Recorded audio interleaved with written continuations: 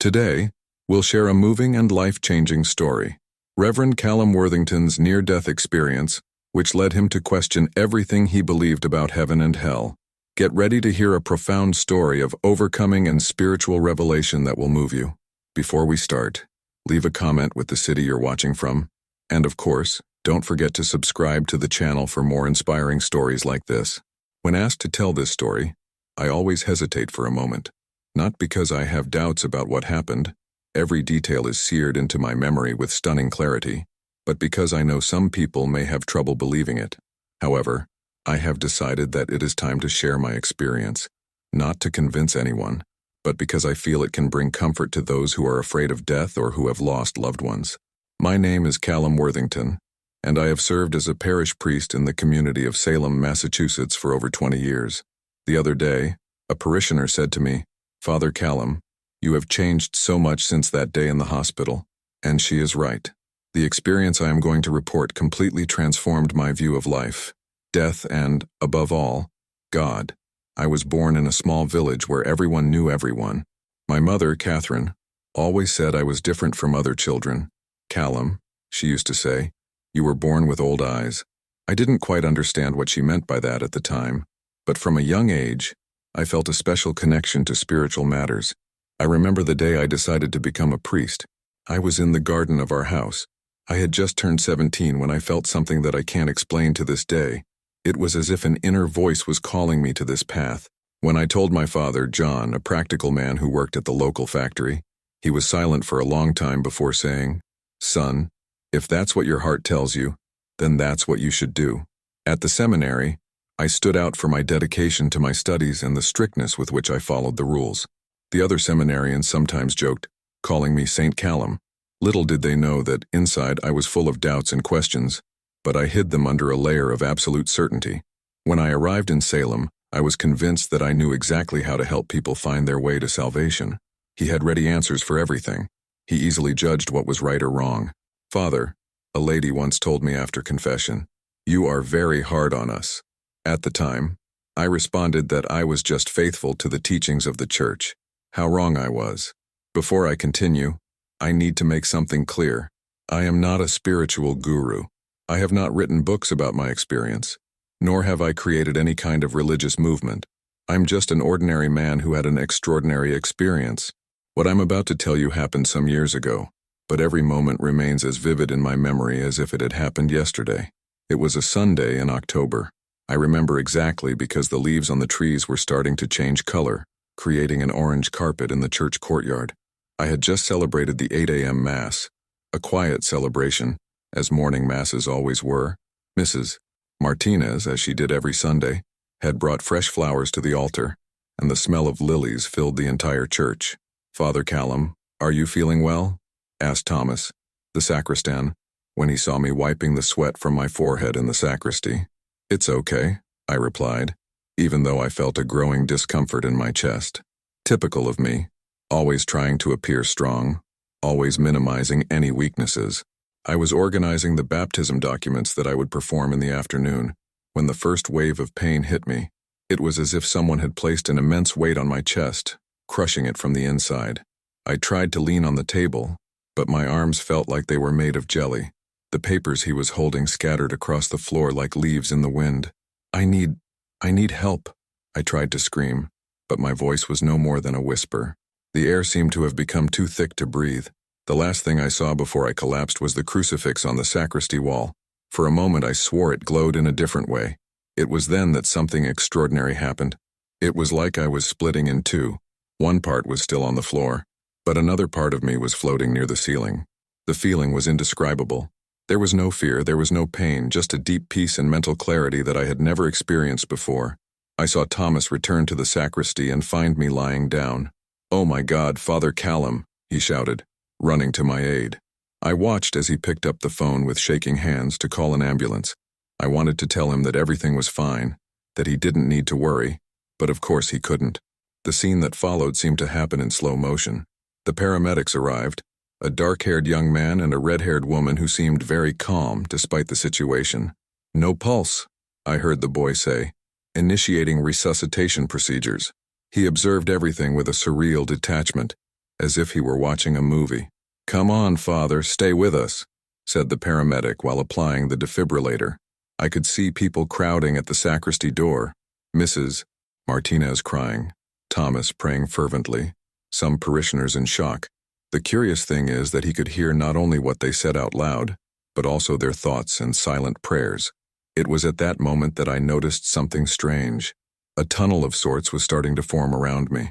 At first it was just a slight distortion in the air, like the effect of heat rising from the asphalt on a hot day. But it became more defined, more real. It was as if the reality I knew was dissolving, giving way to something completely different. The last thing I heard from the physical world was the paramedic's voice. "We've got a pulse, but it's very weak. We need to get it now." After that, I was completely enveloped by that tunnel, beginning a journey that would forever change my understanding of life and death. The transition was gradual but intense. The tunnel I was being led through had a quality that was difficult to describe. It was like nothing I had ever seen or felt before. The walls, if I can call them that, seemed to be made of living, pulsing energy. It was as if thousands of tiny points of light were constantly moving, creating patterns that changed every moment. This must be what they call a tunnel of death, I thought, remembering the countless reports I had already read. But nothing I had read or heard prepared me for the reality of that experience. The sensation was of being pulled down, deeper and deeper, as if submerging into an infinite ocean. As it descended, the light gradually dimmed. It wasn't an abrupt change. It was like a sunset in slow motion, where every second brought a new shade of darkness. The initial silence was replaced by sounds that seemed to come from all directions. "Help, please," I heard a distant voice murmur, then another, and another, until the sounds became a symphony of wails and pleas that echoed through the darkness. Each voice carried a story of pain, regret, and anguish that I could feel as if they were my own emotions. The air, if I can call what existed in that place that way, became denser, heavier. It was as if each movement required immense effort, as if he were swimming through thick liquid. The darkness was no longer just visual. It was something I could feel enveloping every part of my being. It was then that I began to distinguish shapes in the darkness. At first they were just indistinct shadows, like figures moving in the shadows. But little by little, they began to gain more defined contours. I saw figures wandering aimlessly, some appearing lost in their own thoughts, others in clear agony. "Where am I?" I asked aloud, surprised to find I could talk. My voice sounded strange in that environment, as if the words had their own weight and substance. One of the nearby figures turned towards me. It was a man, or at least human in shape, but his eyes held a sadness so deep that it made me instinctively step back. "You are where we all are," he replied, his voice carrying a weight that seemed to come from centuries of suffering. In the place where we face our choices, there was something familiar about that voice, something that reminded me of someone I knew a long time ago, but I couldn't quite put my finger on. As my eyes adapted to the dim light, I began to notice more details of the environment around me. There were no defined walls or ceiling. It was as if you were in an infinite space. The shadows and shapes I saw seemed to be in constant movement, as if the place was alive, breathing. The most disturbing thing was the feeling that this place was not just a physical or spiritual environment, but a state of consciousness. Every moment, there seemed to carry the weight of thousands of years of accumulated regrets, fears, and anguish. It was as if each sigh absorbed a little more of that atmosphere filled with dense and painful emotions. "Come," said another voice, even more familiar. "There's something you need to see." And it was then that I turned around and saw a face that I never expected to find in that place. A face that would completely change my understanding of everything I was experiencing. When I turned towards that familiar voice, my shock was immense. There, before me, was Father Joseph Larkin, my old seminary mentor, who had passed away more than 5 years ago. But it wasn't the Father Larkin I knew, that imposing man who walked through the seminary halls with firm steps and head high. The being he saw now seemed burdened with an invisible weight, his shoulders curved as if they supported the entire weight of the world. "Father Larkin?" My voice was shaky, mixing surprise and disbelief. "Is that really you?" He smiled, but it was a sad smile, very different from the confident smile I remembered. "Yes, Callum, it's me, although it's not exactly who I was anymore, or who I thought I was. But what are you doing here?" I asked, still trying to process this surreal encounter. You have always been an example of virtue. You dedicated your entire life to the church. He let out a heavy sigh before replying. That was exactly the problem, Callum. I didn't dedicate my life to God. I dedicated it to my own image of holiness. See? He made a sweeping gesture with his hand, indicating other approaching figures. I'm not alone here. As the figures approached, I recognized other familiar faces. Father Michael O'Connor, who had been famous for his unflinching sermons, Father Thomas Sullivan, known for his rigorous interpretation of Scripture, and other religious people he had met over the years. We all, Father Larkin continued, make the same mistake. We confuse authority with superiority, strictness with holiness. Remember that young single mother who came to me asking for help, his eyes filled with an even deeper sadness. I sent her away, saying she was living in sin. She took her own life a week later. But you were just following the church's rules. I tried to argue, feeling a lump in my throat. The rules. He laughed bitterly. Jesus didn't cast out the adulterous woman, Callum. He welcomed her. But we have become like the Pharisees he so criticized. We have turned faith, which was supposed to be a path of liberation, into an instrument of oppression. Father O'Connor approached. Do you know why I'm here, Callum? Because of my sermons about hell. I terrified people, made them see God as a ruthless judge, when in fact, his voice trailed off for a moment, when in truth, God is pure love. One after another, they began to share their stories. Father Sullivan spoke about how he had denied the sacraments to a divorced man who was dying. He just wanted peace, he said, his voice breaking, and I denied him that in the name of rules that I now see had nothing to do with the true love of God. But then, I asked, feeling my own heart heavy with these revelations, is this hell? Is this where damned souls are? Father Larkin shook his head slowly. No, Callum. This is not a place of eternal damnation as we always preach. It is a place of learning. Painful, yes, but necessary. Every moment here is an opportunity to understand the impact of our actions, to see how our spiritual pride has affected the lives of so many people. And how long? I started to ask, but he interrupted me. Time here doesn't work like it does in the physical world. We stay as long as necessary to truly understand our faults, to feel true regret, and, most importantly, to learn what unconditional love is. It was at that moment that a light began to shine in the distance, catching my attention. It was different from the darkness that surrounded us, a light that seemed to carry with it a promise of hope. Ah, said Father Larkin, with a small smile. It looks like you have someone else to meet. The light that began as a distant point grew, expanding like an aurora borealis in accelerated camera. It wasn't blinding like sunlight. It was soft, welcoming, as if it were alive and conscious. As it approached, I felt a different vibration in the environment, as if the darkness itself respectfully retreated before that presence. What is happening? I asked Father Larkin, but when I turned around, I realized that he and the others had walked away, leaving me alone in front of that luminous manifestation. It was then that the light began to take shape. From its center emerged a figure that defied earthly description. He was not exactly a man or a woman, but he was humanoid in shape. His presence emanated such a deep peace that I felt tears running down my face. Not tears of sadness, but of a joy I had never experienced before. Don't be afraid, Callum, the figure said in a voice that seemed to come from everywhere at once. It was as if thousands of voices were speaking in unison, but it still sounded gentle and personal. I'm Gabriel. Gabriel? I repeated, feeling a mixture of awe and amazement. And the angel Gabriel. He smiled. At least that's what I interpreted as a smile, as his face seemed to constantly change, like reflections in water. The names we use are just symbols, Callum. You know me as Gabriel because that's how your mind can understand me.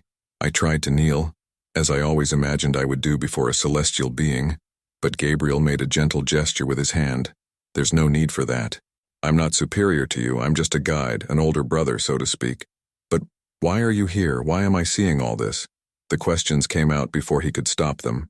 Gabriel moved, or seemed to move, as it was difficult to define exactly how he moved in space. You are here because the time has come to understand some important truths. You have seen your former mentors and how they are dealing with the consequences of their choices. But there is more, much more that you need to understand. About hell, I asked, remembering Father Larkin's words. About life, about love, about the true purpose of existence, Gabriel replied.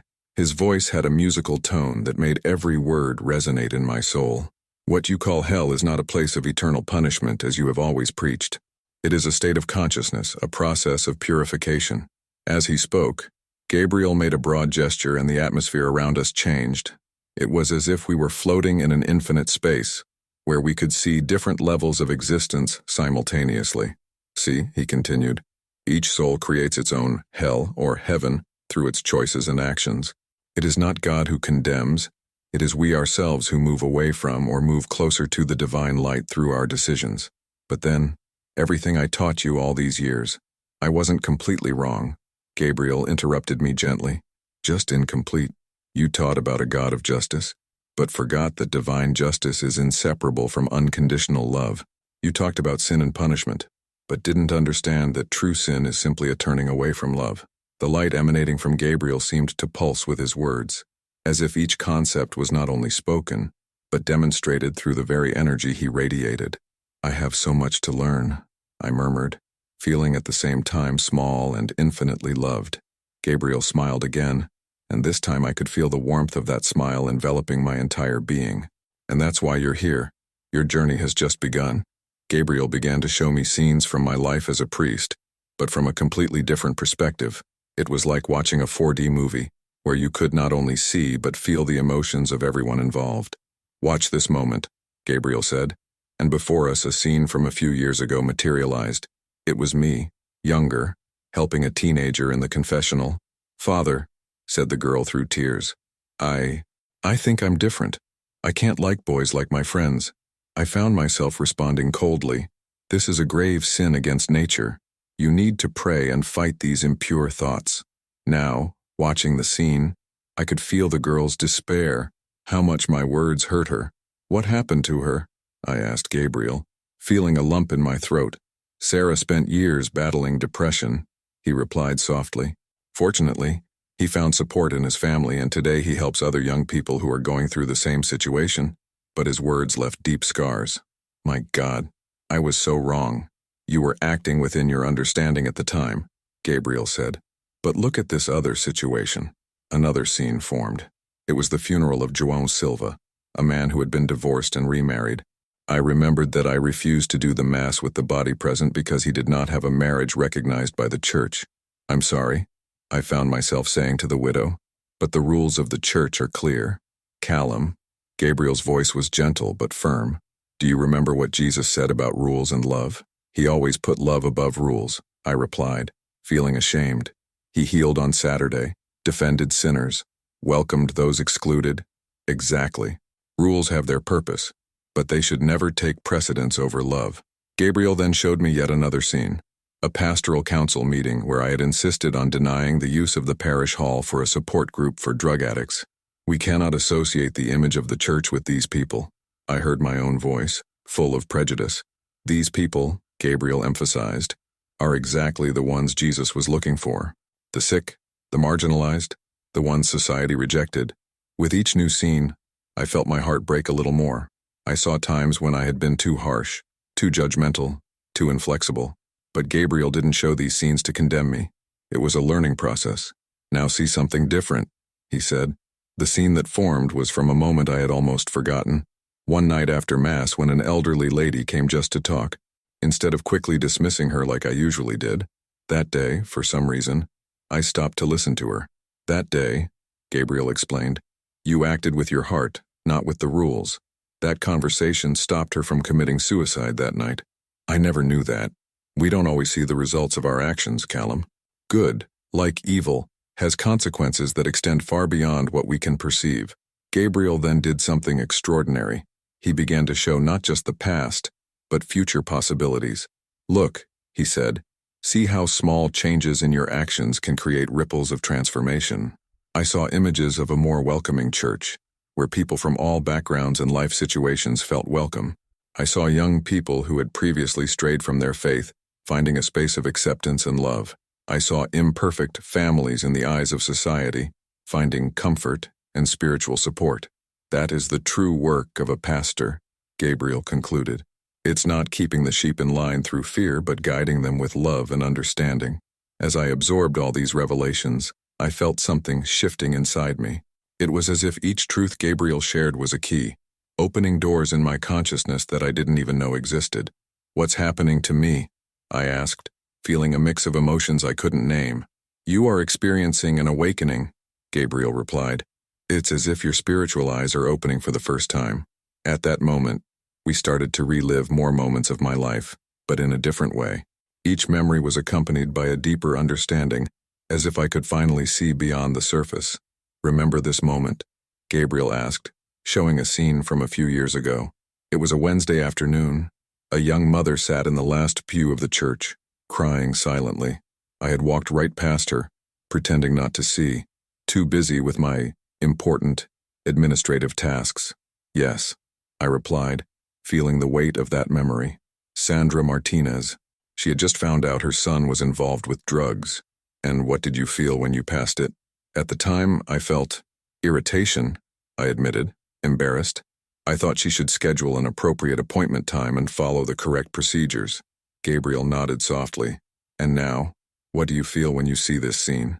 "Now, I feel pain. I see a desperate mother who just needed someone to listen to her. I see Jesus in her, asking for help, and I just walked past like the priest in the parable of the Good Samaritan." "Exactly," Gabriel said. "This is the awakening. When we begin to see with the eyes of the heart, other scenes began to unfold. The day I expelled a group of young people who were making noise in the church courtyard, when I refused to baptize the child of a couple who were not married in church. The countless times I used the pulpit to condemn instead of welcome. Father, I heard a lady's voice in one of the memories. You talk so much about hell that sometimes I think God must hate us. Those words now hit me like arrows. How could I murmured. How could I turn Jesus' message of love into something so frightening? Don't beat yourself up, Gabriel interjected. This moment of understanding is not to generate guilt, but transformation. See what happens when you act from love. The scene moved to a more recent moment when, contrary to my own prejudices, I allowed a group of ex-convicts to use the parish hall for their support meetings. That decision, Gabriel explained, changed more lives than you know. 3 of those men reconciled with their families, 2 got stable jobs, and 1 of them now works helping other ex-offenders. But I didn't know any of that. Precisely. When we act out of love, the fruits go far beyond what we can see. Love is like a stone thrown into a lake. The waves expand infinitely. I felt tears streaming down my face. Tears of regret, but also of hope. It was as if each revelation was washing away years of rigidity and prejudice from my soul. True awakening, Gabriel continued, is understanding that we don't need to carry the burden of judging others. Our only responsibility is to love. But what about sins? What about the rules of the church, I asked, still struggling with years of conditioning. Gabriel smiled with infinite patience. Rules have their place, but they should never override the main commandment, to love God above all things and your neighbor as yourself. When you truly understand this, everything else falls into place naturally. The transition back was as sudden as it was unexpected. In the middle of my conversation with Gabriel, I felt a strong tug, as if an invisible rope was tied to my waist and someone had pulled hard. It's time to go back, Callum, Gabriel said calmly. But remember, what you have learned here are not just lessons to be remembered, but truths to be lived. Before I could respond, I was enveloped by a sensation of dizzying movement. The scenes around me began to dissolve like ink in water, and I felt myself being pulled through several layers of consciousness. The first thing I noticed was the sound, an annoying, rhythmic beeping that I later identified as the heart monitor. Then came the voices, muffled at first, as if hearing through a wall. Doctor, I think he's coming back. Pressure stabilizing. Father Callum. Can you hear me? Opening my eyes was an immense effort. The light in the hospital room, even though it was soft, seemed to pierce my retinas like needles. The first person I saw clearly was Nurse Maria, a parishioner who attended Mass on Sundays. Thank God, she exclaimed, with tears in her eyes. We thought we lost you, sir. I tried to speak, but there was a tube in my throat. My discomfort must have been visible, because the doctor soon approached. Be calm, Father, he said. You had a serious heart attack. You were technically dead for almost 4 minutes. It was a true miracle that you came back. Miracle. That word now had a completely new meaning for me. As they removed the tube and performed the necessary procedures, my mind was filled with the images and lessons I had received. Water, I managed to mutter after the tube was removed. My throat was as dry as paper. Maria brought a glass with a small spoon. As he helped me drink, I noticed his red, swollen eyes. "The whole community is praying for you," she said. "We did a chain of prayer that hasn't stopped since you were brought here." This touched me deeply. Before, he would have seen that mobilization as just another demonstration of the devotion of the faithful. Now I saw the genuine love behind those gestures. The following days in the hospital were a mix of physical recovery and emotional processing. Every person who entered the room, doctors, nurses, visitors, I saw with different eyes. They were no longer just people fulfilling their social functions or duties. They were manifestations of divine love in different forms. Thomas, the sacristan, came to visit me with flowers. "Father," he said hesitantly, while we were waiting for the ambulance, I saw something strange." I looked at him curiously. "What did you see, Thomas?" "It's going to sound crazy, but for a moment I swear I saw a light coming out of your body. It was as if you were glowing." I smiled, not with condescension, as I would have done before, but with understanding. "It's not crazy, Thomas. There's more to heaven and earth than we can explain." During those days of recovery, many people tried to convince me to write a book about my experience or give interviews. I declined all invitations. What he had experienced was too precious to be turned into a spectacle. When I returned to the parish 3 weeks later, many noticed the change immediately. It wasn't just a matter of physical appearance. Something deeper had changed within me. The first Sunday after my return, the church was packed. I could feel the anticipation in the air as I walked up to the pulpit. "My dear brothers and sisters," I began, feeling each word with a new intensity. "Today I am not going to talk about sin or condemnation. Today I want to talk about love." I saw some surprised looks among the older parishioners. Donna Augusta, who always sat in the first row, opened her eyes wide when I continued. "For years, I used this pulpit to talk about rules and judgments. Today, I ask forgiveness for all the times I turned Jesus' message of love into a burden too heavy to carry." At the back of the church, I saw Sandra Martinez, the same one I had ignored that day when she was crying. He was with his son, now recovered from drug addiction. They both cried silently. "From today on," I continued, "our church will be a welcoming place. It doesn't matter who you are, where you come from, or what people say about you. Here, you will find love and acceptance." Changes began to happen naturally. The support group for drug addicts began to meet regularly in the parish hall. Couples in second marriages, who previously felt excluded, returned to attending masses. Young people began to appear more, bringing their doubts and questions without fear of being judged. "Father," a young man told me after the confession, "it's the first time I don't feel like a monster for being who I am." Of course, not everyone welcomed the changes. Some more conservative parishioners complained. Senora Oliveira, one of the oldest members of the community, came to see me worried. "Father Callum, aren't you being too permissive? I fear we are straying from true doctrine." I replied with a smile, "Lady Oliveira, the true doctrine is love. Jesus did not come to condemn but to save, and to save through love, not fear." Today, years after that extraordinary experience, I continue to discover new meanings in what I experienced. Every time I look at the crucifix in church, I no longer see just the symbol of suffering. I see the greatest manifestation of love that has ever existed. Many people ask me if I'm afraid of death after what happened. The answer is no. I saw that death is not an end, but a transformation. However, I also learned that the most important thing is not to worry about what comes next. It's to live in the now with love and awareness. "Father," a child asked me the other day during catechesis, "how do we know if we are doing the right thing?" I thought for a moment before responding. "When your actions bring more love into the world, you are on the right path." I didn't stop being a priest.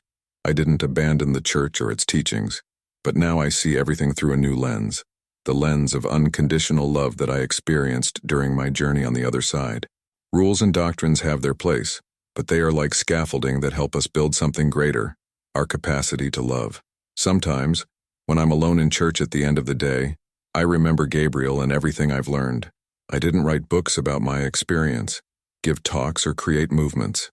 The only thing I do is try to live each day in accordance with that fundamental truth I discovered. Love is the only reality that matters. And what was your near-death experience like, Father? People often ask me. I smile and respond. It wasn't a near-death experience. It was a true life experience. Because it's only when we understand love that we truly begin to live. And so I follow my path day after day, trying to be a little better, a little more understanding, a little more loving. I'm not perfect. I still make mistakes. I still have moments of doubt and weakness. But now I know that it's not perfection that matters. It's the willingness to always start over, always forgive, always love. The story I share is not about spectacular miracles or extraordinary revelations. It's about something much simpler and, at the same time, much deeper. It's about learning to see with the eyes of the heart, about understanding that each person we encounter is an opportunity to manifest divine love in the world. And if there's one message I'd like everyone to take away from this story, it's this. No matter who you are, what you did or didn't do, you are loved. Unconditionally, infinitely, eternally loved.